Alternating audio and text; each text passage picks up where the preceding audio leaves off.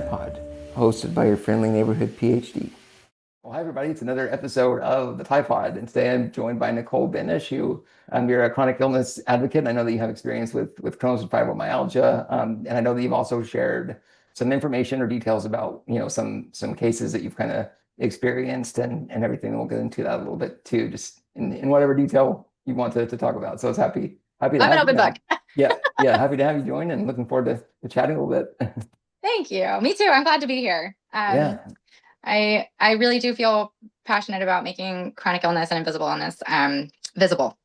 Right. No, And that's so important, I think. And it's surprising how, how widespread it really is too, I think, in kind of today's world. But yeah, oh yeah, it's it's a funny. I'll constant. I'll start up a conversation with strangers, and for some reason, I guess I'm just kind of easy to chat with about Yeah. health problems. But Yeah. everybody seems to really have something going on, and Mhm. we walk around pretending that we're so healthy because that's the commonality that we can go, oh, I'm fine, nothing's wrong in my life, picture perfect, and Right. then the reality is that it's just kind of a mess.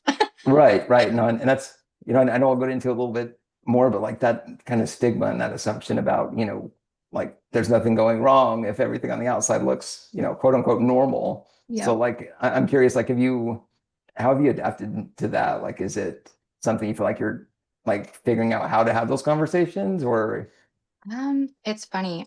In my mid to late 20s, I had a Mhm. really hard time talking about anything that wasn't positive going on in my life, and being open about that. Mhm. So I've been dealing with these health problems for a long time, and I never told anybody. Mhm. It only came out when it got so bad that I couldn't hide it anymore, Right. and then my life kind of fell apart. And so everybody was like, "What's going on with you?" And I'm like, "Oh, well, Yeah. it's What an was that avalanche." close, like close friends and family too, or did you have like an Yeah. inner circle that kind of knew what was going on? I honestly, because I was misdiagnosed, Mhm. I was explaining away most of my symptoms with that misdiagnosis. So nobody knew how serious it was, and everybody thought I was just overreacting and being kind of like dramatic, I guess, Mhm. or just being on like a special diet because, oh, she just is worried about her figure and all these things. And I'm like, Of course. okay, I'm kind of like dying to eat that. Right. It's not like I'm going, oh no, please keep the ice cream over there because Right. it's sugar. No, like It's not that you don't want these things. It's like you I legitimately can. Yeah. And that's rough. So actually, that's probably a good segue if you want to talk just a little bit about just your general health story, and kind of what you've dealt with kind of over time on that and how it's progressed. yeah, I I started at 6 years old. Mhm. So I was dealing with a lot of like food intolerances. And back in the 90s, you were looking at, doctors kind of going, oh, well, let's just do an allergy test. And Of they kind of marked off like a whole course. bunch of stuff. And so I was just kind of brushed off as somebody with a lot of food intolerances and allergies. And that's what the misdiagnosis was. And that's how it progressed. And so Mhm. as I got older, um, I was, I started having symptoms of fibromyalgia, but I didn't know that. Mhm. I was 12 years old and I was taken in, and my doctor diagnosed me with fibromyalgia, but my mom didn't tell me. Oh, really? So Yeah. what age were you when you finally realized that I was was diagnosed? 25. Really? Wow. Yeah. Okay. So what was that like her not knowing what it was or just trying to avoid like you No, having I know this could look like this. I mean, honestly, it could make my mom look really bad. She's not, no, well, she's not a bad right. mom. So she also has a lot of chronic health problems. Uh, And so, like I said, with my Crohn's, it started when I was 6. I didn't find out mhm. until I was 29. Okay. With my fibro, it started at 12. I didn't find out until I was 25. And it's because my mom never wanted me to get into a victim mentality. Right. Like, Well, I mean, oh, like you're that the sick. intentions are really good there.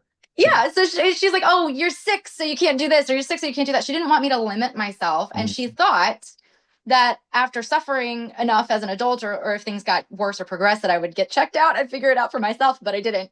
Yeah. Because So at like that what did you point, think then all that time, like not knowing a diagnosis? Was it like, you just had to figure out like what foods to kind of stay away from and then yeah. yeah. It was funny that the biggest trigger foods for me were like dairy, and that included my Gotcha. fibromyalgia. So Okay. if I had a big gut flare, it would Mhm. make all of my nerves flare. And so they were like combined, they were together. And so I just thought, oh, these are my allergies. Mhm.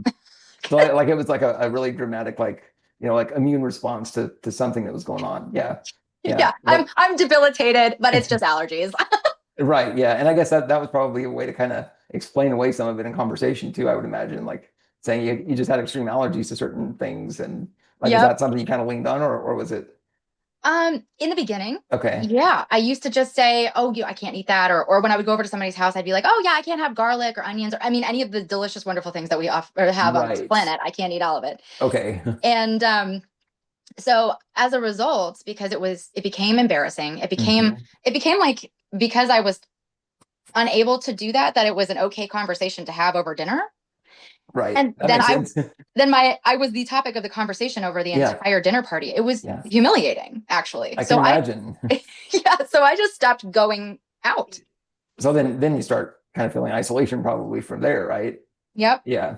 Yeah, that's Yeah. isn't that weird how that kind of can take over a conversation that was like, what you're dealing with and like kind of that negative mentality of like, I mean, I'm sure people have like sympathy or whatever, or we're feeling sorry for you or something too, or I don't know if it didn't feel like yeah. that was the direction of the conversation. The sentiment that I was getting was like curiosity. And Mm, so people would actually ask me, like I said, over the dinner table, "Oh, yeah. so what are your symptoms?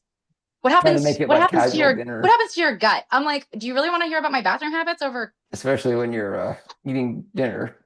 Cool. I was like, "Okay, That's rough. I'm not in a doctor's office. This isn't a safe I environment for me to know. share my That's symptoms." right, exactly. Yeah. And was this like close people that you were having dinner with, or was it just kind of like wherever you were, like And people anywhere, just wanted to talk about it? anywhere. Wow. So Okay, that's weird. it So was. did you try to kind of divert or change topics and then they circle back, or how did you try to avoid uh, that kind of thing? Other I than mean, staying home, I mean. I think sometimes I would just say, "I don't really want to share that over dinner, but thanks." Yeah, yeah, Like, I had to learn. I'm a pretty assertive person. I can't be an advocate without being assertive, right? So I'm a pretty sure. assertive person naturally. I had to Right. advocate for my mom when I was growing up, so I learned really young. Um, and so I'm able to navigate those situations a lot Yeah. better now, but I only started understanding what was wrong with me 5 years ago.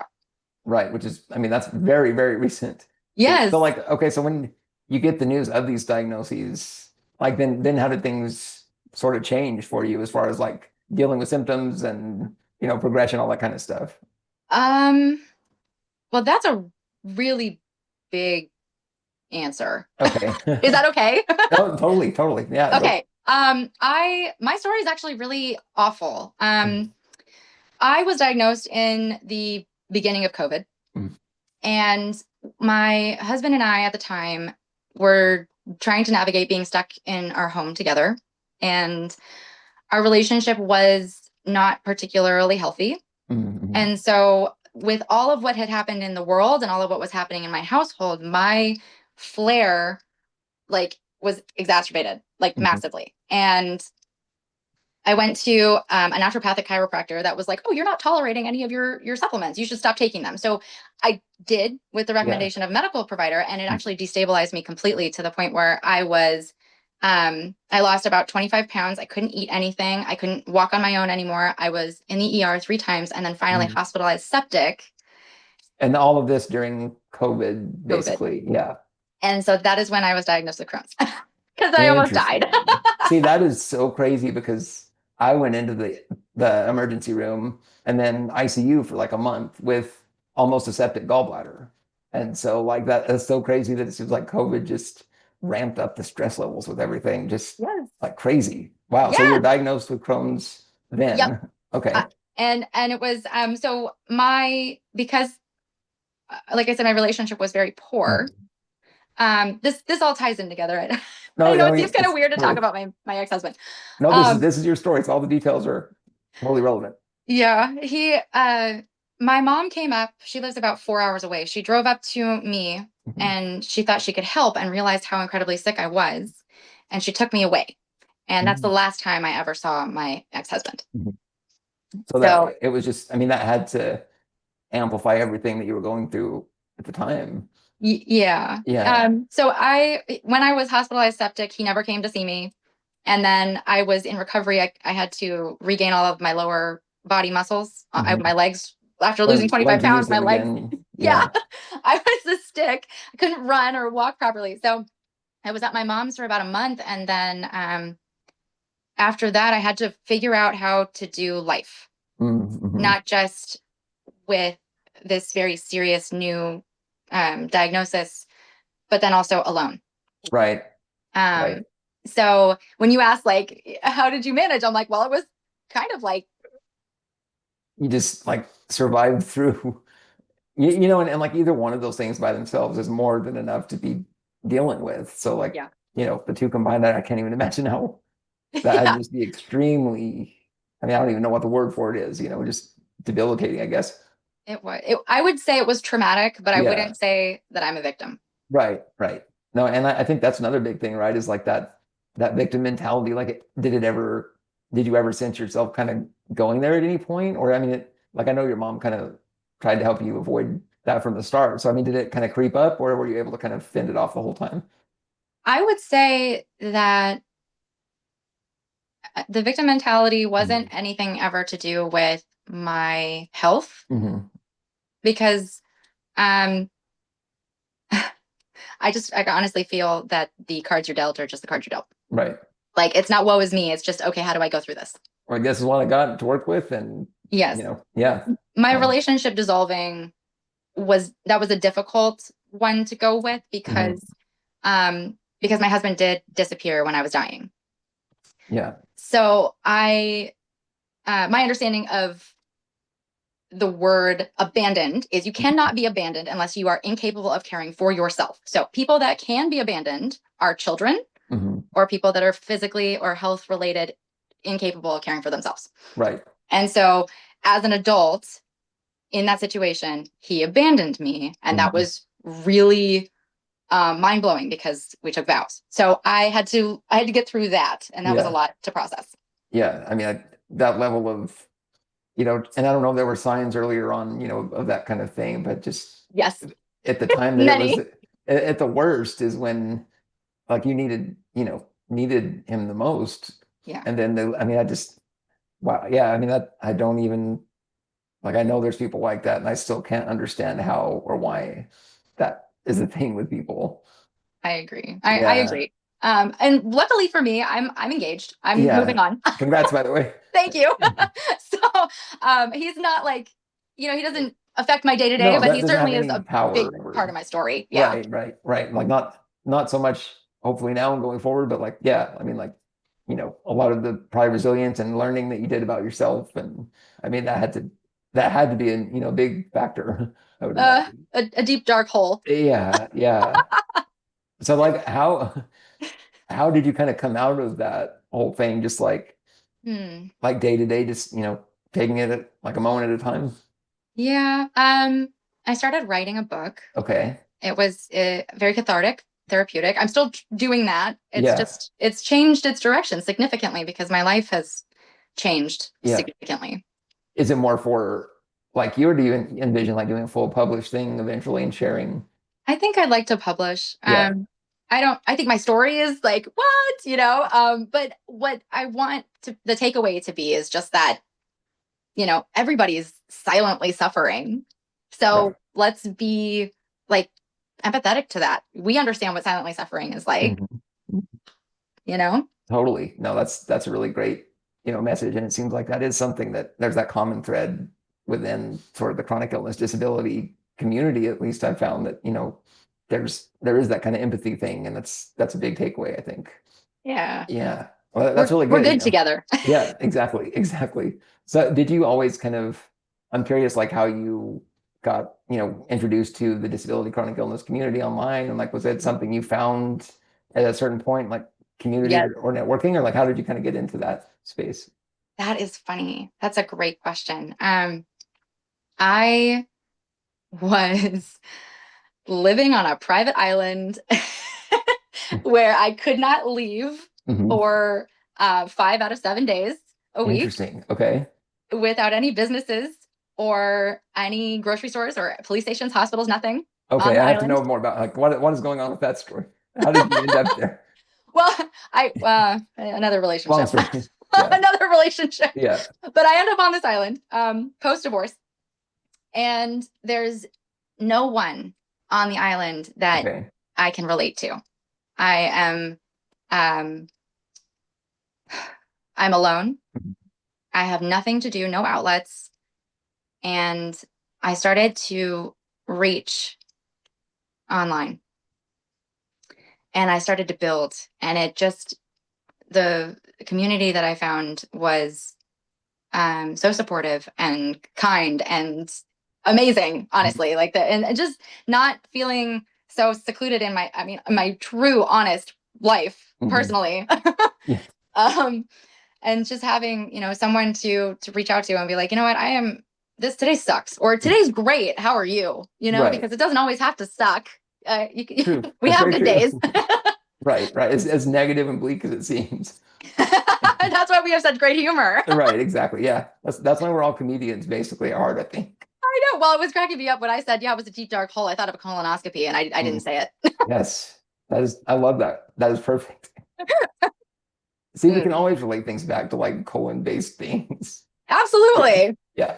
They're everywhere. They are. They really are. Everybody's got one. Yep. Well, Everything. I guess they start with one, but yeah, different story. Yeah. Yes, Barbie butt. Yeah. Yeah. Oh, yeah, sorry. Anyway, that was an aside. Detour. Yeah. So okay, so you found that, that community kind of online when you were, going through kind of an isolating type situation, it sounds like. So did you, was it kind of, you were just finding people that kind of related that you connected to on like a few different platforms, or like how did you kind of start, kind of navigating that space? Because now I know that social media is like this like 10,000 platform thing, and it's so complicated now. But like at the time you were doing it, like what was it like? Honestly, with my health being the way that it is, I actually have like 8 like proper diagnoses. Okay. Fibromyalgia and Crohn's disease are my biggest ones. They're my top tier problems. And part of those symptoms that I deal with really limit me cognitively. I get well, I'm sure a lot of us are very familiar with the fatigue, and the brain fog, and all of the things that are just like, they suck the life out of you. And so I can't possibly keep up with that many platforms. I am on Instagram. I have Facebook for my friends. Yeah. I tried posting what I had on Instagram on TikTok for a little while. I can't. Exhausting. Yeah. It's insane. Yeah. But originally, the reason I'm not saying like I have a huge following or anything like that, but my growth majorly came from the fact that I started competing for a Maxim cover girl. And I was representing those with invisible illnesses. And that was kind of my key promotion. And all the proceeds that, if you donated for the voting, went to disabled veterans. And I was like, well, hello. That's a perfect fit. I was like, this is going to be great. Yeah.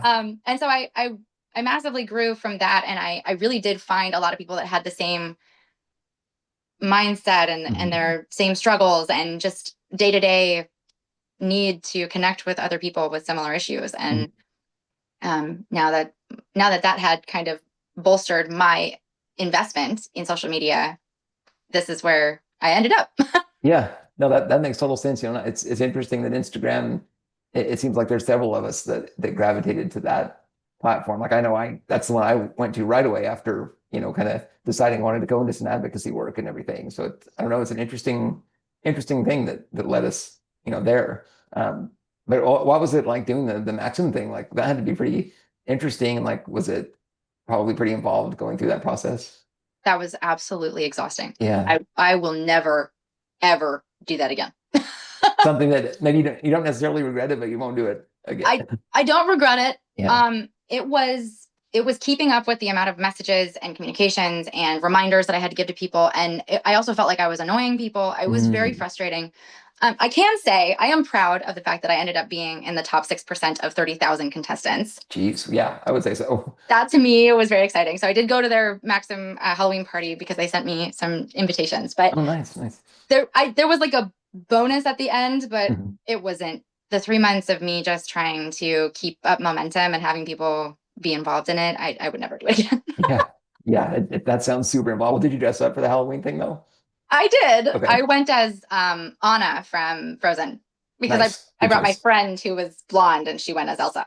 Makes sense. That makes total sense. Yeah. Well, hey, at least you got to experience kind of what that whole process was like though. That had to be really interesting to go through it. Yeah. Well, so and their Halloween party was in LA, so I had to fly. Hey. Oh wow. Okay. Yeah. Is flying is that okay for you, or is there like a lot of things involved that it's hard?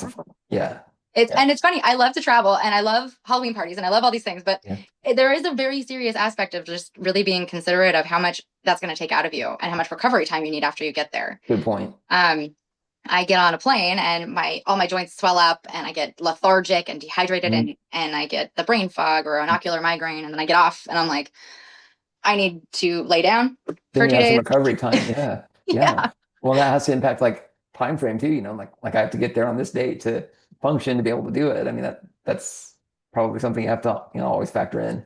It was at the Yeah. party. I gravitated towards the gal in the wheelchair and she and I just hung Okay. out the whole time. I was like, Hey, this is perfect. You're sitting yes. already. I'm sitting with you. Right, right. No, that makes total sense. She That was, would be me too in my wheelchair. yeah. I would be like right there. Well, and I had a blast. I got Yeah. to know so many people. And the best part was is everyone was coming to us. Yeah. Hey, that's right. That's right. So like you were the center of the universe there, pulling everybody in. It was great. It was Yeah. fun. Well, very cool. So like how did your social media, like, all of your interactions there change after that? Like did you right away say I want to go into, kind of making the content that you have now, which is like, I mean, there's some humor there for sure, but it's also really informational. I kind of like the themes that you got going there. Yeah. I think it took me a couple of years to really Yeah. figure out where my niche was, because in the beginning I was just putting myself out there Yeah. because I didn't have anyone to be myself with because of that island situation. Yeah. But after I moved off of the island and returned to mainland life and things sped up a bit, I was going, oh, and I realized that people had questions of me that I thought were just common knowledge. Okay. For So people instance, reaching out like needing advice or yeah, yeah. like, oh my gosh, what's a spoonie? Mm. We have that term in our community, Yep. and everybody's just like, oh yeah, well, I'm a spoonie, and they're like, oh my gosh, you too, and we got like, I've got spoon themed things in my house. Oh It's yeah. weird. Yep. Yeah. And people have no idea, and that to me, I go, oh, I need to put a video about this out there. Yeah. Well, and did you find like what was the response to you putting out content on that?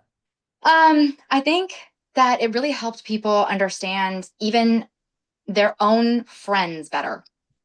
That was the biggest Friends impact. that also had like chronic illness or something. Yeah. Yes. Yeah.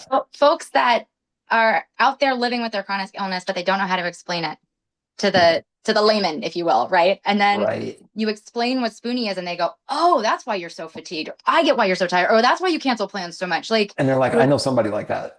yes. Yeah. So, Yeah. that's like the huge thing of why, and I guess I'm surprised that stigma and ableism have survived this a lot though, because I'm like, Yeah. everybody's got to have like one person over at least that's dealing with some kind of health issue. And so I'm like, well, how can you not relate or how can you judge when you have someone in your circle, but it still keeps going.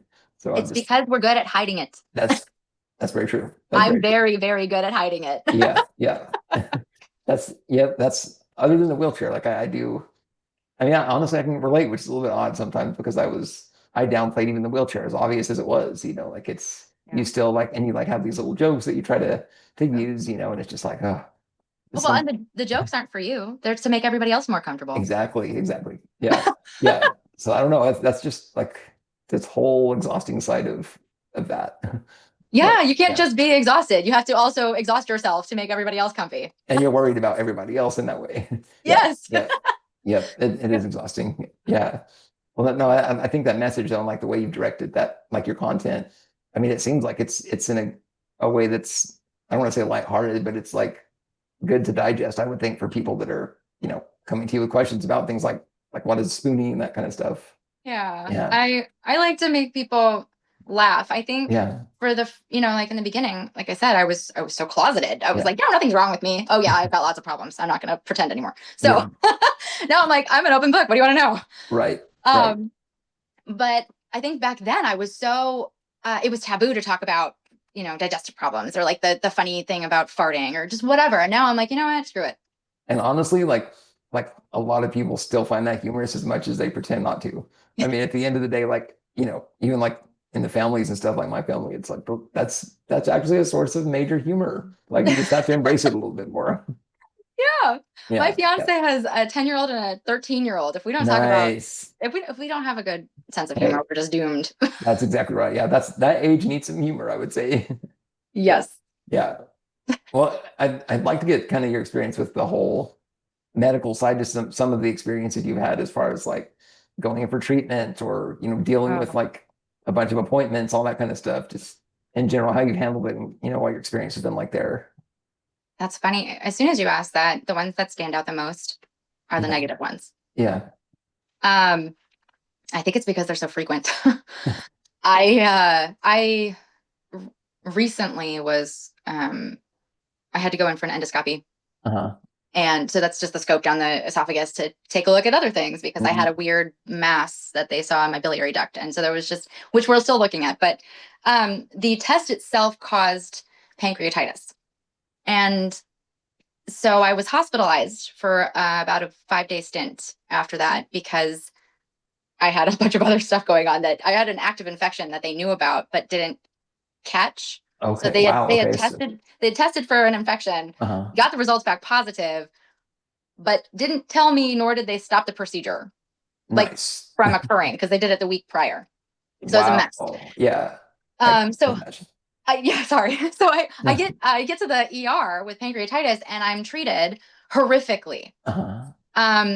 They admit me and then I ask for pain meds because pancreatitis is extremely painful. I'm sure there's lots of people that may watch this that have had that Mhm. horrible experience, and I'm very sorry. But one of my nurses came in and he actually yelled at me. And when I was finally admitted Mhm. to the hospital and I got my room, my nurse at the time, my treating nurse, walked in and he goes, "Oh, had a night of partying, did you?" And that is Wow. why I was treated so bad because they thought that my pancreatitis was caused by alcoholism. And my response in that moment, because I didn't know that pancreatitis was also caused by alcohol. Yeah. And so I didn't understand why they were treating me so poorly, but Yeah. it was because of my age. Of course. Yeah. So they're assuming They that. made an assumption. And see, So how is that so like prevalent in the medical like health space? That's just I don't know. yeah, different direction. I don't know. I honestly, well, so my response to him after he asked me or made that comment, that Yeah. horrible, right, assumption. While you're dealing with all this pain, by the way. Yes, I just looked at him and I said, "I guess you didn't read my chart." Right. And the response, any response? Oh, he left and Yeah. then came back and he apologized and we had a Yeah. very, very good connection after that. Wow. Okay. Well, that's at least an improvement then. But I've had even in that same 5-day stint, I had a doctor that tried to push me to do something I said I wasn't going to do. Yeah. I and I was on my own. I didn't have anybody in the room with me. I was So advocating having to self-advocate for everything. everything for Yeah. 5 days. Nobody was there. And so I have had to endure little things like that Yeah. that are actually really big things when you look back at Well, it. and then if you stack all of them up together, it's even bigger. I mean, Yeah. yeah, Yeah. It doesn't put a lot of trust in the medical system. And right. I even recently, I'm having an allergic. Now I'm having allergies. Haha. Full circle. I'm having an allergic reaction to something that we don't know what it is. Yeah. And I went in to see my dermatologist, and she didn't even touch me. She didn't look at my. She didn't come and look at my Yeah. skin at all. She just handed me a prescription, Wow. and Okay. I know, and I'm just like, how is this treatment? Yeah. Yeah. Allergies typically come from what you're putting in your body. What am I putting in my body that's causing this problem? Why are you just dismissing me with a prescription and not even actually evaluating what's going on? Yeah. See, and like I hate to keep that negative mindset with every medical experience, but it seems like there's just so many of them that No. I mean it's really traumatic to go through that kind of thing. So like have you had any that were really good right off the bat, like someone that really did make an effort to diagnose and look at you and like talk you through Yes. it? Yes. Recently I've had two. I had my PCP, so primary care physician. I don't want to assume that people know what those acronyms mean because Right, you're right. we reach different countries. That's exactly true. Yeah, the acronyms need to be spelled out for sure. Yeah. Yeah. So my primary is Yeah. she's a PA, so she's not an MD, not an ND. She doesn't have any of the, long-term training, but she is Yeah. so dedicated to figuring it out. Mhm. And she goes, one of her best statements to me that I really appreciated was, "Well, you know your body better than I do." See, if more people like actually accepted that, it would be life changing. Massive, Yeah. right? I mean, like we are the experts of our own bodies. and what is going on here, and test for this, and do, find out something. Yeah. And so that was that brings me to my next physician, who is an MD, and I was just recently accepted to UW's gastroenterology department as a patient, which is basically like, I don't know, the Mayo Clinic or Johns Hopkins taking you on. That level of care. Yeah. I have a medical team. I was like freaking Isn't out. that amazing when you actually have that? Yes, it took me a year to get in. Yeah. But when he finally got me in, he goes, oh, okay, we're gonna do this and this and this and this. And I was like, oh, that's gonna hurt. But I was like, let's go. Yeah. Well, I mean, at least there was like a plan and some logic to like, this is the progression of, of appointments you need or whatever. Yes. Yeah. It was, and he referred me to another specialist in the gastroenterology department. They don't just handle all of your organs. They have specific people to see if something is going wrong. And it sounds like they're in contact, like they actually have communication too. Oh, like, yeah, they talk. which is like, back in my old care, like in New Mexico, what I had going on was no one knew what was going on. It was disjointed. And like I had a primary care, but outside of that, that was about it. And so when I started having to go to like pulmonology or like, any other specialist, it was so bad. And like none of them knew what the other one was saying. And it was awful. And I know I'm not the only one that went through that either, but yeah. No, that's horrific. And that's one of the things that drives me nuts about, so like I referenced my dermatologist. Why are you only looking at the cause? Or, I mean, sorry, the effect. The effect, yeah, the actual. Because the cause is so much deeper and intertwined. I'm one whole person. You got to look at like way upstream to realize what's going on. Yes. Yeah. I mean, I fully understand. I have 14 doctors. Yeah. And so getting them to discuss things. And actually look at the notes. I know. I want to like rip my hair out. I'm like, what are you guys doing? How are you treating me for this? I'm like, does that drug interfere with this one? Like, I'm not. See, that's the other thing, right? Is like, you got to know like what other things you're taking, because there's cross interactions and that could trigger a response too. I mean, like that could be an allergy. Like I even had a blood thinner that triggered clots because I had a weird allergic reaction. I'm just like, did you even, and they said that I showed up with the clots, and it was just like, no, like it's so bad. But yeah. So I mean, it's like, it sounds like you've found one that at least most of your doctors, like specialists, do talk at least. Well, that's because we're all in the same network of buildings. Yeah. I shouldn't say same building, because they're at least 45 minutes to an hour apart. Like nobody's in the same place. It's always like that. Yeah. Yeah. I mean, like I'm at Vanderbilt Health now. And so like there is that connectivity, that you really need, but still it's like, well, no, they're in this city or this city, and you have to go an extra 30 minutes one way or the other. So, I mean, it's better at, despite only 30 minutes to the city. Well, no, that's like between appointments. I'm actually 2 hours. I'm 2 hours though from the actual city. So yes, me too. That's why I was like, stop. I know. Yeah. So like once you try to, schedule everything where it's like a few days together or something where you can just stay there or whatever. But yeah. It's a barrier. Yeah. It is. I think what was really progressive as far as COVID goes was just being able to do Zoom appointments in the need. Right. So have you had any challenges of like maintaining? Do you still do virtual like appointments with doctors? Yeah. All the time. Yeah. It saves me gas, energy, time. So much. I wouldn't say like my standard of care has gone up. Like in those moments where I do need someone to look at something, then I'm going in, but like my skin or something like very specific. But I think what's nice about it is that the likelihood that I'll be seen sooner is higher. And that's huge. I mean, because like so many of us know, that the wait times for in-person appointments are just like 3 to 6 months. It's brutal. So I mean, the telehealth thing has to help the doctors too be able to reach more patients, you would think. And yeah, I mean, it's just like an all-around win, I think, for people to be able to do that. So yeah. I wonder if they really enjoy being able to like hang up on people. You think they do? That's an interesting question. Yeah, maybe that's like a poll that we send out to doctors. Like, do you like being able to hang up on your patients? Yeah, like how much do you enjoy that one really annoying woman just being like, okay, time's up, bye. And you're just like, oh, connection's not stable. And because you can't just do that if they're sitting in the room with you. Good point. Yeah, this is a nice perk for doctors. They're like they can just the other way they'd have to just like stand up and leave, and that doesn't work.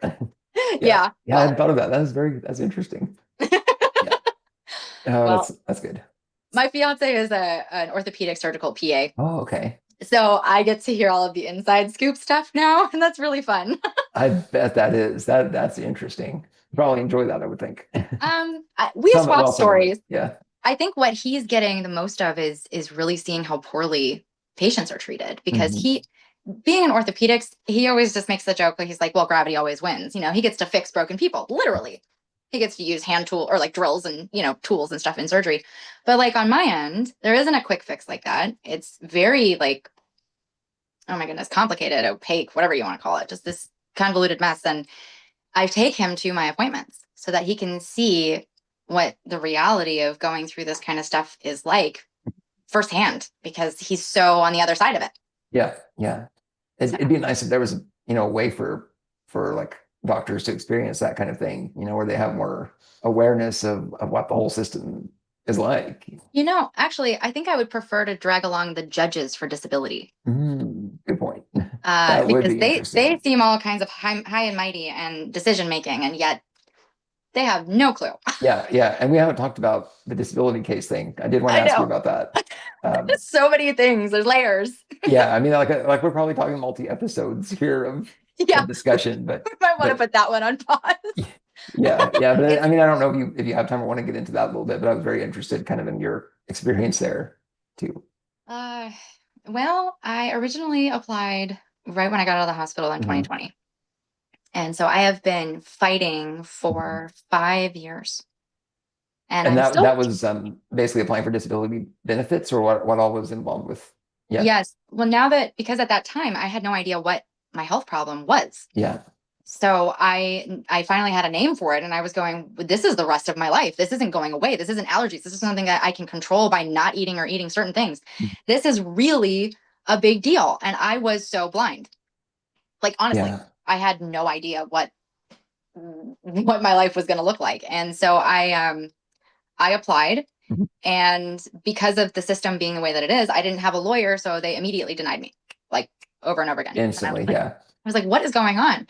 Um, and so I did end up hiring a legal company to represent me for my first hearing, and that was an absolute nightmare. These people were located, so I'm on the West Coast of America, Mhm. and they are on the East Coast of Of America. course. So you're So talking about like what, a 3 hour time difference? 3 hour time difference. I'd never met them.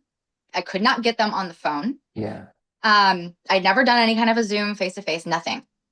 I signed a contract, I hired these people, and when my hearing came around, they hired someone in Texas to be on my hearing call with the judge who was in Illinois. Whoa. So we have That's Central North America for my judge, South America, United States right. in for my lawyer. Yeah. My legal company that I hired was on the East Coast. I'm on the West Coast. The times were insane. And my lawyer didn't even understand anything to do with my case because she was given the paperwork, which by the way was 3,000 pages a week prior to my hearing. Whoa. So there is no possible way to actually know. I mean, why would it be that dense? Why would there be 3,000? I have that's just my medical records. Yeah. Yeah. But I mean, like that still like I don't know, just like there should be some kind of way to get it to them sooner or condense it. I mean, like, how are you supposed to actually be aware enough to even work with She you? Like, she wasn't. She wasn't. yeah. So the reason why this company is successful is because they take all the cases, Mhm. they work them all kind of like a priority shuffle, like, okay, well, we'll just give this. And then they hire contracted lawyers Mhm. that are not actually involved with them and until they're called. Yeah. Then they Yeah. throw them all the documents and say, okay, here's your hearing date. Wow. And my last hearing, I have a hair stuck to me. I'm sorry. Yeah. I find it. My last hearing was recent. I have a new lawyer. Mhm. I fired that company, which was amazing because they have to like drop all claim to any kind of payment for me to fire them, and they did that for me. So I got really lucky. Okay. Yeah, I was gonna say, because that expense part of it, I mean, I mean, I don't even know how you handle that stress on top of the actual process. Well, the way that disability works Yeah. is they can only charge you a certain amount, and they can only get paid if they win and you get your settlement. Oh, okay. So I Okay. had nothing out of pocket, but if I went and picked out a new lawyer Mhm. and that lawyer won my case, she would not have been paid. They would have been. Okay. So So basically they made it where your current one would get The payment. Okay. Well, Yes, that's good. it was very good because they didn't have to do that and I could have been screwed. So they released me from my contract and I was I would able to. imagine that's rare, probably. It is. My lawyer was shocked, Yeah. like blown away. Yeah. So we did my first hearing a few months ago, Hmm. and we both knew that because of the judge that I was assigned, that my likelihood was going to be like zilch for getting approval because her approval rate, or I guess her denial rate was 86%. Wow. Yeah. My last one was 82%. Yeah. So it's their job. That's why that's why I said I would love to drag the judges to doctor's appointments because it's their Good job to point. just deny you. Yeah. Yeah. And I mean, again, that probably also comes down to diagnosis. And I mean, I don't know if the stigmas, that we talk about kind of play a role in that with the judges as well or not. Like, I don't know all that's involved in their decision, but it seems like they have no idea like what really is going on. They so my first judge was asking me questions that were not in my medical records, Wow. which Okay. is illegal. Right. And the reason he was asking me those questions is because he went on my social media, So they which is can actually do, illegal. wow, I had no idea they would go to that level. So they're not supposed to. So what I ended up doing was I got all of the codes from my lawyer at the time that I'm no longer working with. I got Yeah. all the codes for the laws that state that they're not allowed to do that, and I wrote an appeal letter to the Disability Appeals Board to have my case reheard, Mhm. and that's how we're here. Wow. Okay. So, I mean, like this is ongoing for years at this point. And Yes. like, is there any sign of like what's the next step, I guess? Is there an end in sight? Yeah. Yeah. I'm probably looking at another 2 years. Okay. And like, is there a chance that, I mean, do you see that being something that where you'll basically win and be able to receive benefits? Like, So I'll put it this way. Your disability lawyer doesn't get paid much. They will not pick up your case unless they think they can win. okay. So I know my lawyer believes that we can win this. It's just not with the judge I have right now. And Yeah. And so so what does that look like as far as getting a different judge to look at it? so apparently you can have the same judge look at your case a total number of 3 times.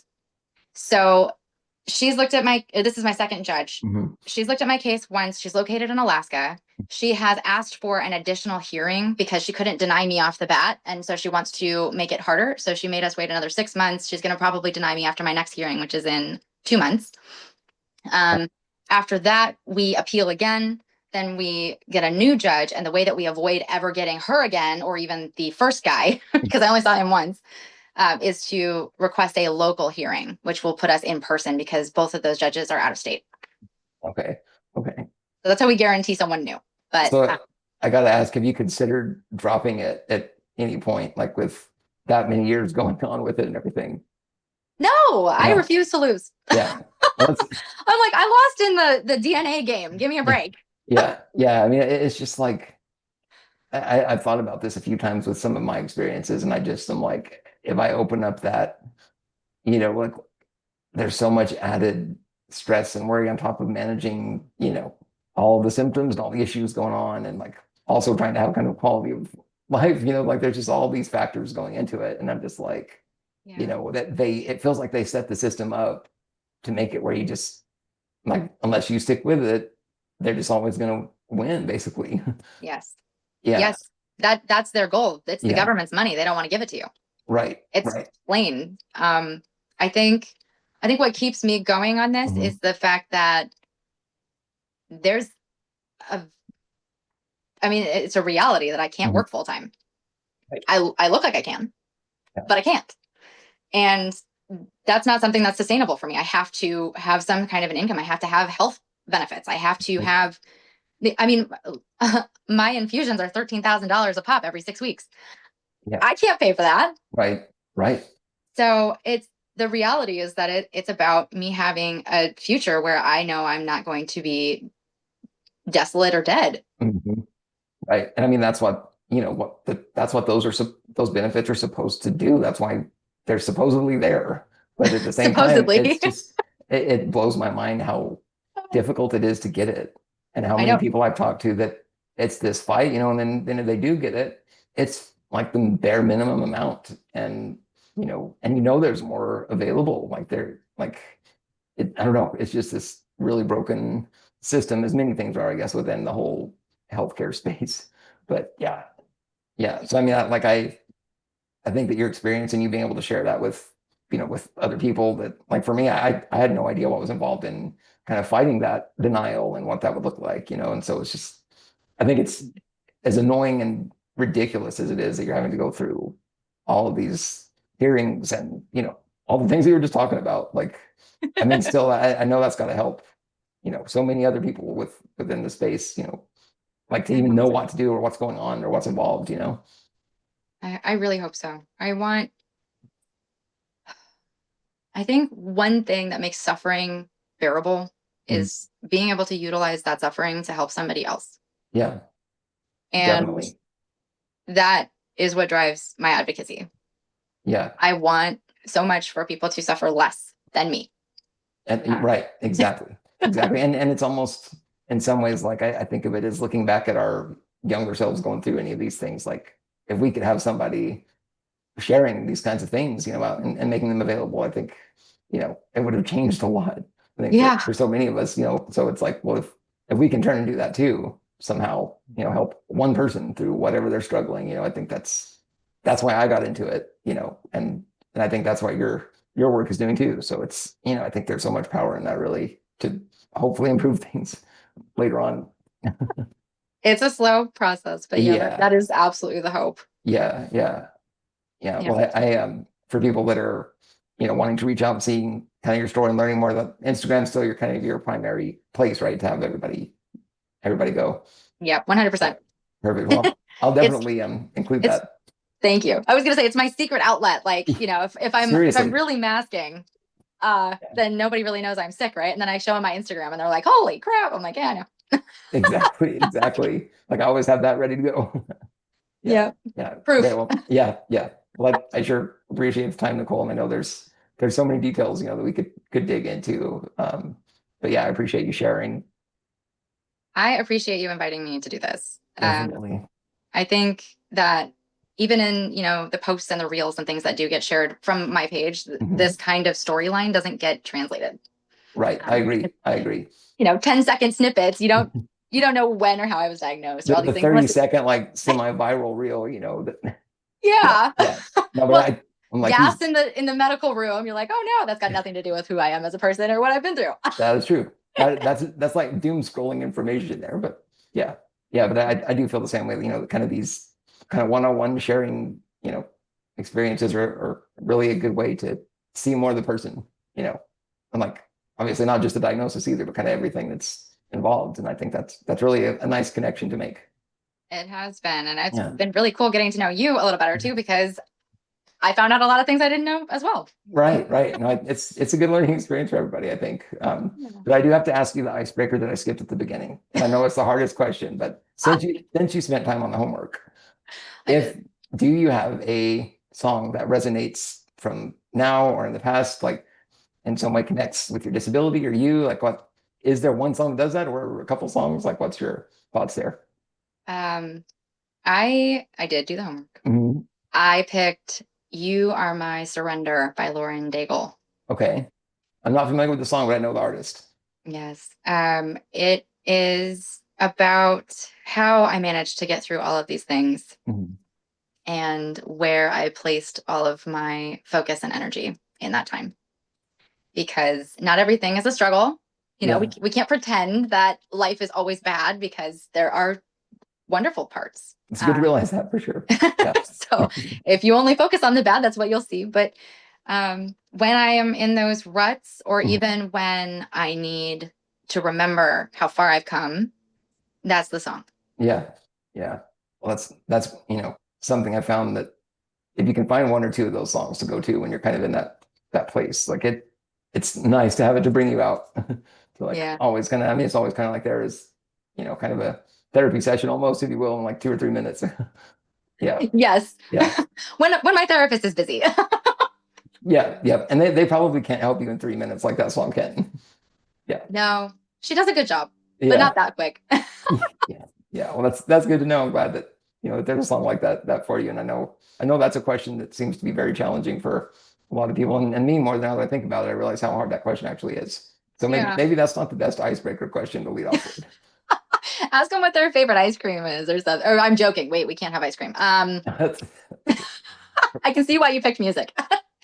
yep, yep. Because I know the dietary thing. Like I've had some of that too. So I'm like, maybe I better not do favorite snack or whatever. But Animals. that might be a good one. Favorite That would be easy. dinosaur. Maybe I'll do favorite dinosaur or something like that. Yeah, Ooh. Oh yeah. yeah, Okay. T-Rex. yeah. Okay. The little arms get me. Well, for me, it's the fact that there's a tie in there. Since that's my name, I have to actually, I'm obligated to like that one.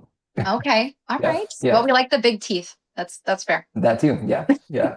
But yeah, I'm gonna brainstorm better icebreaker questions in the future. Yeah, I love it. yeah. Glad to help. No. Right. That was a takeaway from today.